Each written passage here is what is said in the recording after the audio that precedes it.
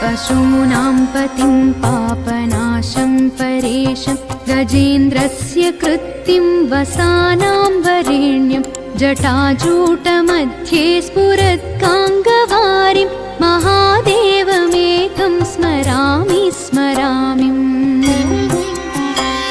महेशं सुरेशं सुरारातिनाशं विभुं विश्वनाथं विभूत्यङ्गभूषं विरूपाक्षमिन्द्वर्कवह्नित्रिनेत्रं सदानन्दमीडे प्रभुं पञ्चवक्त्रम् गिरीशं गणेशं गले नीलवर्णं गवेन्द्राधिरूढं गुणातीतरूपं भवं भास्वरं भस्मनाभूषिताङ्गं भवानीकलत्रं भजे पञ्चवक्त्रम्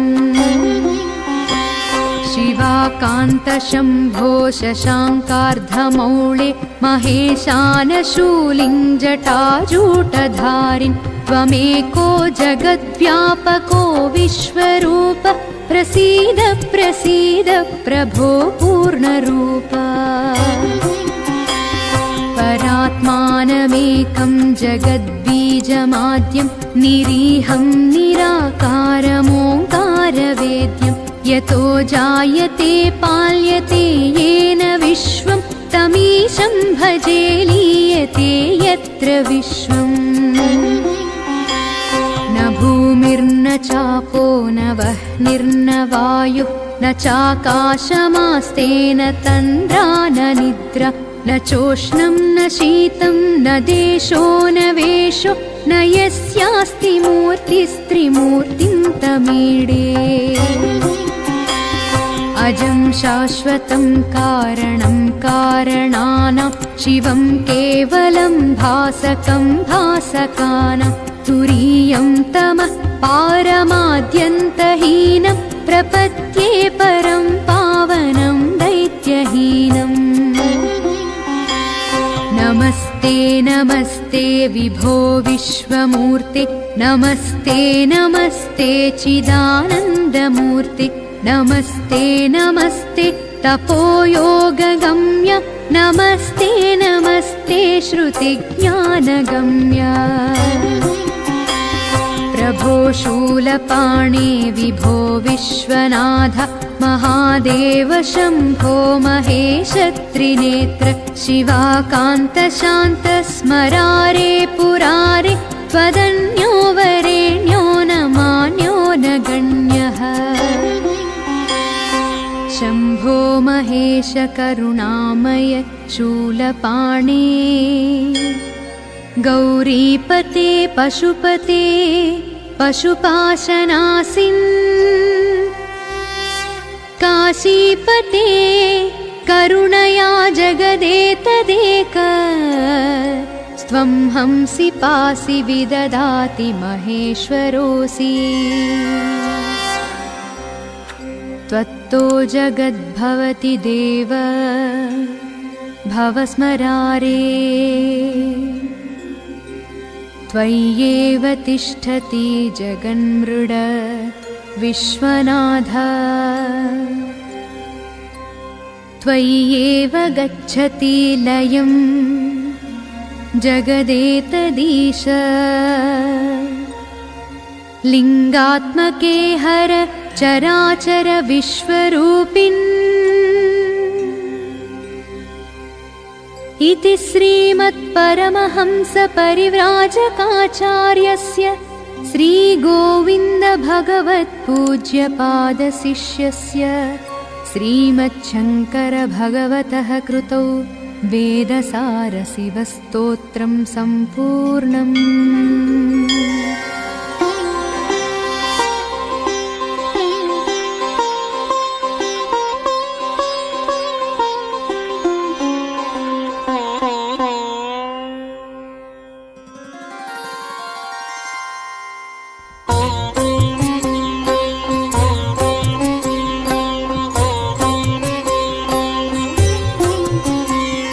पशूनां पतिं पापनाशं परेशं गजेन्द्रस्य कृत्तिं वसानां वरेण्यं जटाजूटमध्ये स्फुरत्काङ्गवारिं महादेवमेकं स्मरामि स्मरामि महेशं सुरेशं सुरारातिनाशं विभुं विश्वनाथं विभूत्यङ्गभूषं विरूपाक्षमिन्द्वर्कवह्नित्रिनेत्रं सदानन्दमीडे प्रभुं पञ्चवक्त्रम् गिरीशं गणेशं गले नीलवर्णं गवेन्द्राधिरूढं गुणातीतरूपं भवं भास्वरं भस्मनाभूषिताङ्गं भवानीकलत्रं भजे पञ्चवक्त्रम् शिवाकान्तशम्भो शशाङ्कार्धमौळे महेशानशूलिं जटाजूटधारिन् त्वमेको जगद्व्यापको विश्वरूप प्रसीद प्रसीद प्रभो पूर्णरूप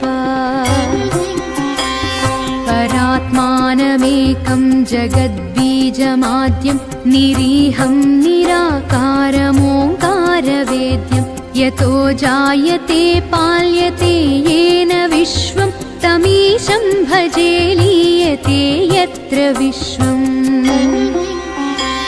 न भूमिर्न चापो न वह्निर्न वायुः न चाकाशमास्तेन तन्द्रा न निद्रा न चोष्णं न शीतं न देशो न वेशो न यस्यास्ति मूर्तिस्त्रिमूर्तिं तमीडे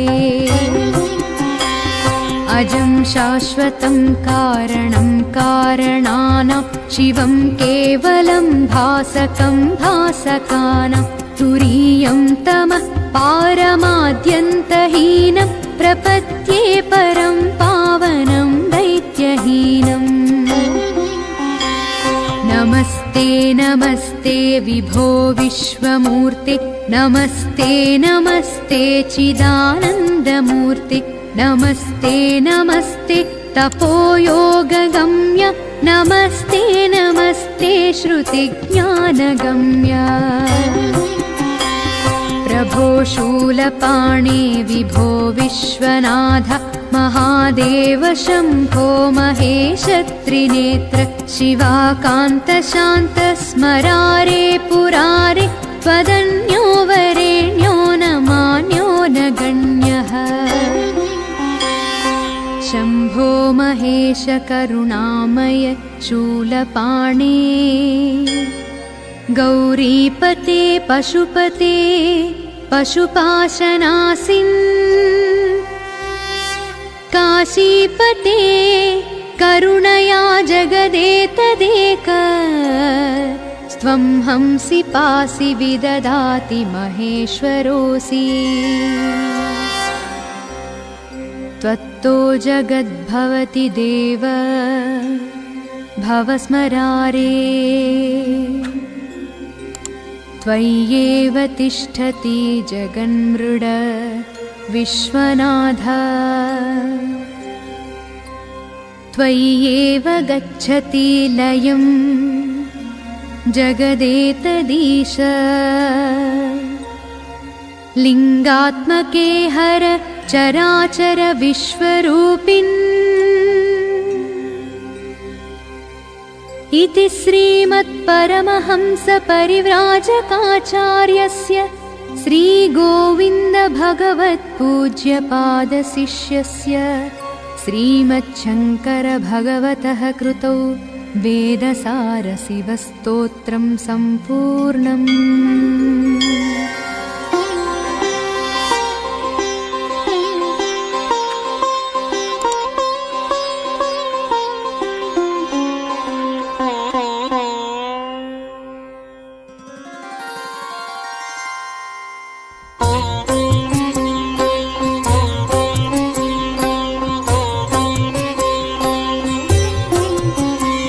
पशूनां पतिं पापनाशं परेशं गजेन्द्रस्य कृत्तिं वसानां वरेण्यं जटाजूटमध्ये स्फुरत्काङ्गवारिं महादेवमेकं स्मरामि स्मरामि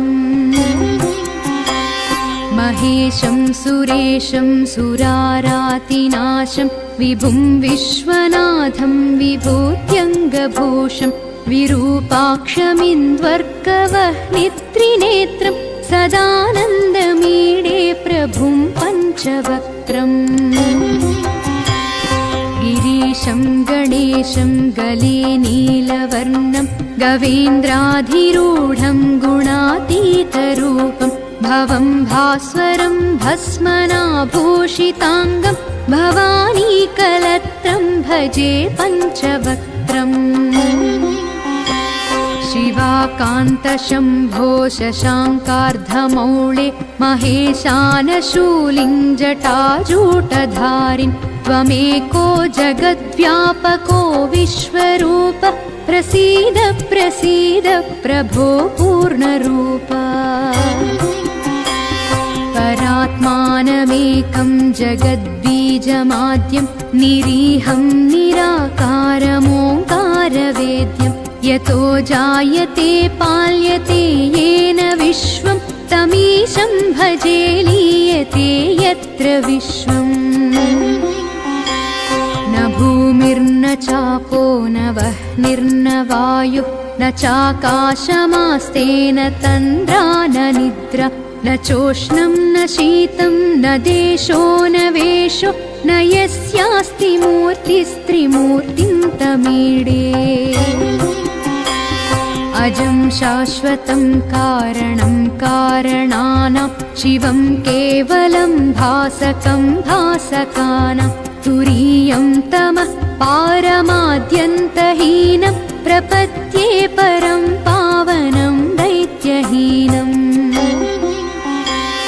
नमस्ते नमस्ते विभो विश्वमूर्ते नमस्ते नमस्ते चिदानन्दमूर्ते नमस्ते नमस्ते तपोयोगगम्य नमस्ते नमस्ते श्रुतिज्ञानगम्य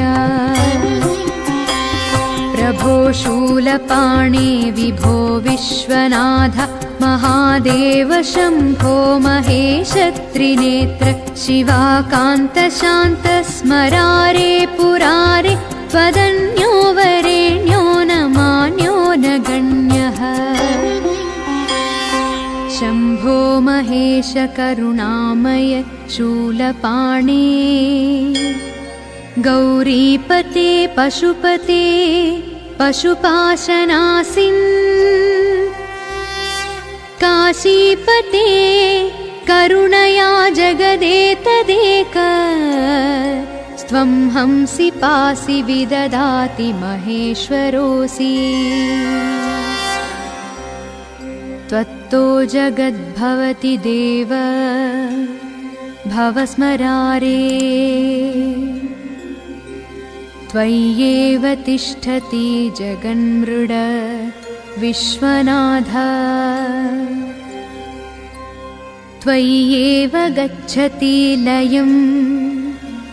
जगदेतदीश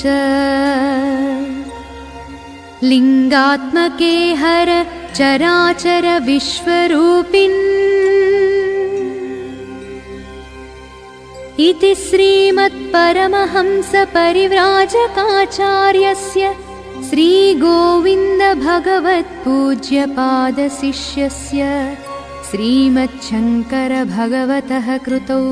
वेदसारशिवस्तोत्रं सम्पूर्णम्।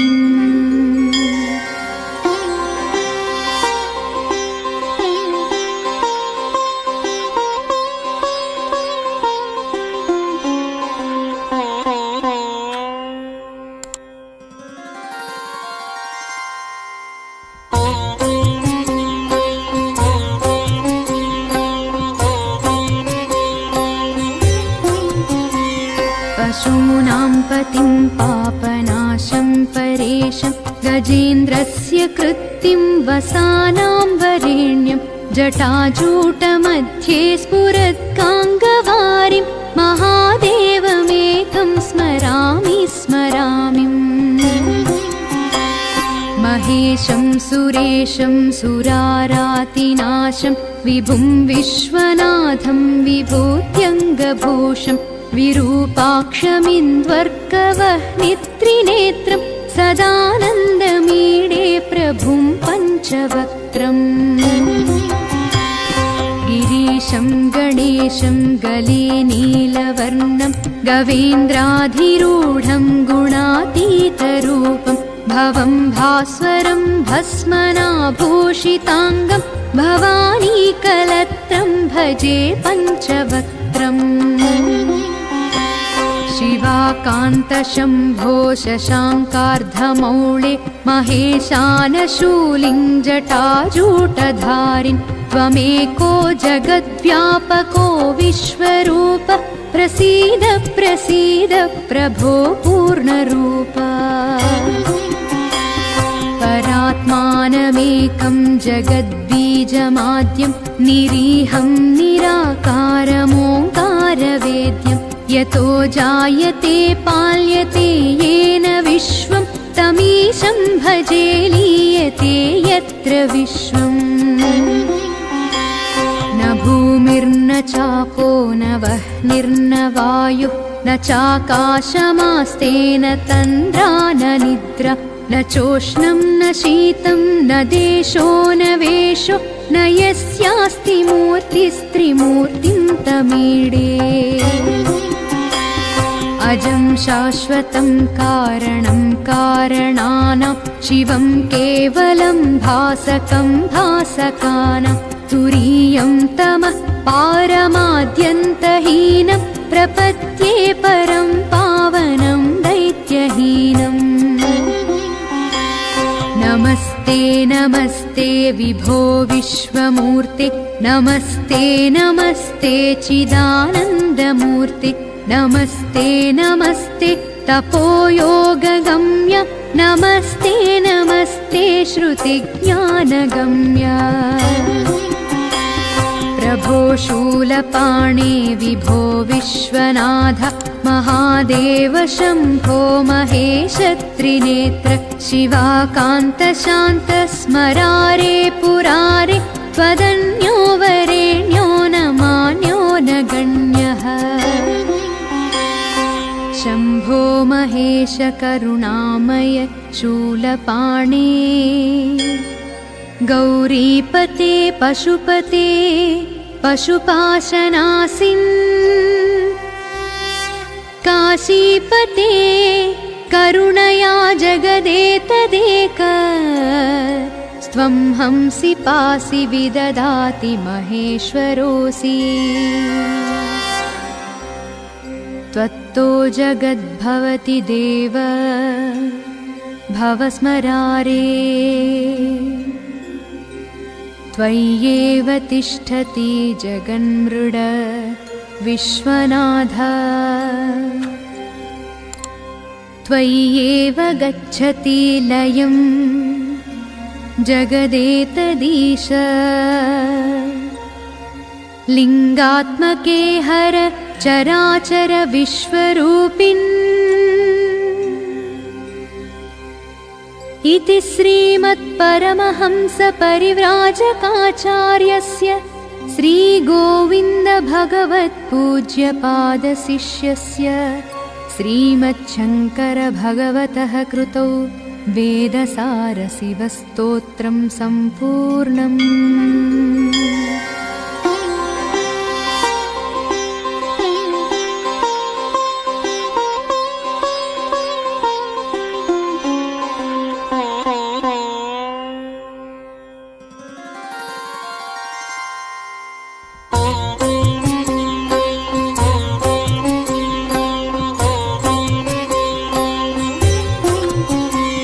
पशूनां पतिं पापनाशं परेशं गजेन्द्रस्य कृत्तिं वसानां वरेण्यं जटाजूटमध्ये स्फुरत्काङ्गवारिं महादेवमेकं स्मरामि स्मरामि महेशं सुरेशं सुरारातिनाशं विभुं विश्वनाथं विभूत्यङ्गभूषं विरूपाक्षमिन्द्वर्कवह्नित्रिनेत्रं सदानन्दमीडे प्रभुं पञ्चवक्त्रम् गिरीशं गणेशं गले नीलवर्णं गवेन्द्राधिरूढं गुणातीतरूपं भवं भास्वरं भस्मनाभूषिताङ्गं भवानीकलत्रं भजे पञ्चवक्त्रम् शिवाकान्तशम्भो शशाङ्कार्धमौळे महेशानशूलिं जटाजूटधारिन् त्वमेको जगद्व्यापको विश्वरूप प्रसीद प्रसीद प्रभो पूर्णरूप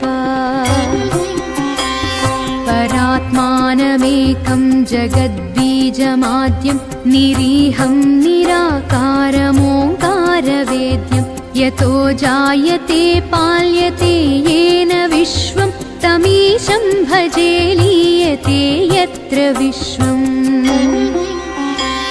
न भूमिर्न चापो न वह्निर्न वायुः न चाकाशमास्तेन तन्द्रा न निद्रा न चोष्णं न शीतं न देशो न वेशो न यस्यास्ति मूर्तिस्त्रिमूर्तिं तमीडे अजं शाश्वतं कारणं कारणानां शिवं केवलं भासकं भासकानां तुरीयं तमः पारमाद्यन्तहीनं प्रपद्ये परं पावनं दैत्यहीनम् नमस्ते नमस्ते विभो विश्वमूर्ते नमस्ते नमस्ते चिदानन्दमूर्ते नमस्ते नमस्ते तपोयोगगम्य नमस्ते नमस्ते श्रुतिज्ञानगम्य प्रभो शूलपाणे विभो विश्वनाथ महादेव शम्भो महेश त्रिनेत्र शिवाकान्त शान्त स्मरारे पुरारे त्वदन्यो वरेण्यो न मान्यो न गण्यः शम्भो महेश करुणामय शूलपाणे गौरीपते पशुपते पशुपाशनासिन् काशीपते करुणया जगदेतदेक स्त्वं हंसि पासि विददाति महेश्वरोऽसि त्वत्तो जगद्भवति देव भवस्मरारे त्वय्येव तिष्ठति जगन्मृड विश्वनाथ त्वय्येव गच्छति लयं जगदेतदीश लिङ्गात्मके हर चराचर विश्वरूपिन् इति श्रीमत्परमहंसपरिव्राजकाचार्यस्य श्रीगोविन्दभगवत्पूज्यपादशिष्यस्य श्रीमच्छङ्करभगवतः कृतौ वेदसारशिवस्तोत्रं सम्पूर्णम्।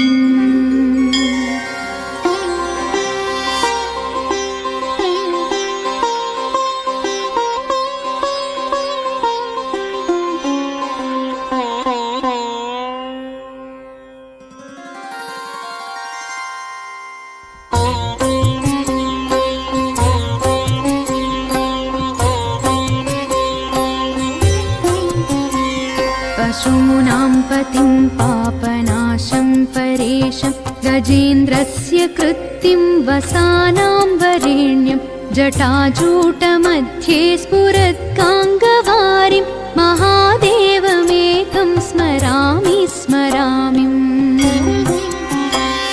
महेशं सुरेशं सुरारातिनाशं विभुं विश्वनाथं विभूत्यङ्गभूषं विरूपाक्षमिन्द्वर्कवह्नित्रिनेत्रं सदानन्दमीडे प्रभुं पञ्चवक्त्रम्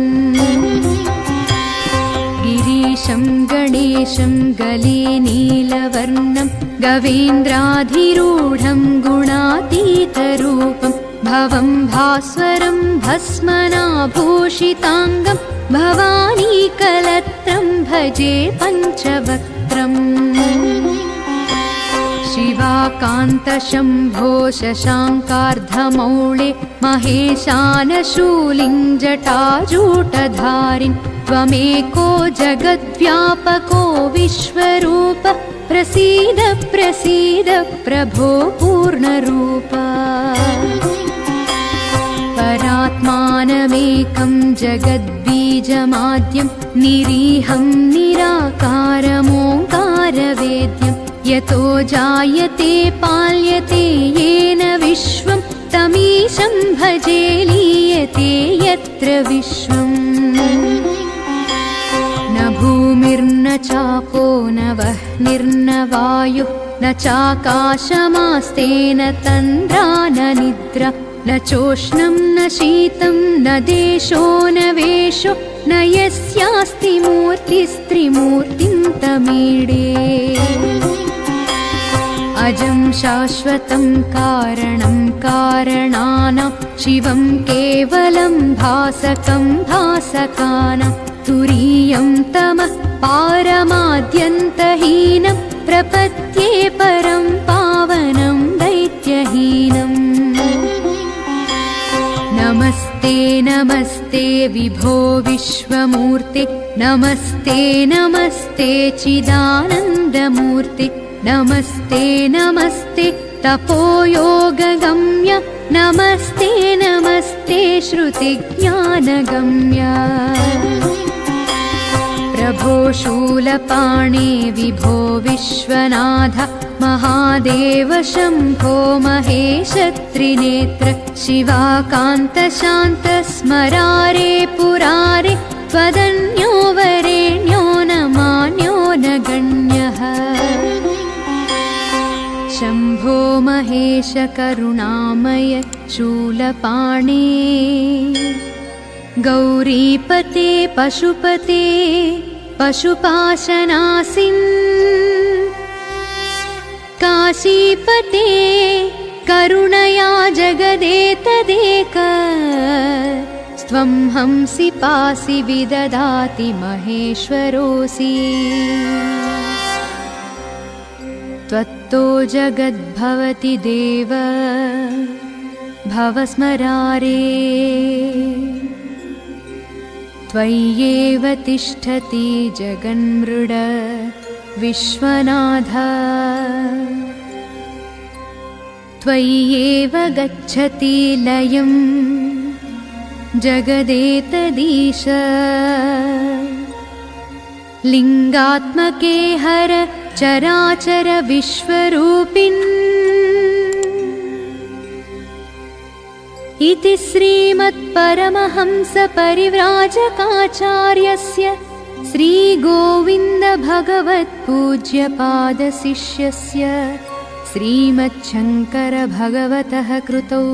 वेदसारशिवस्तोत्रं सम्पूर्णम्।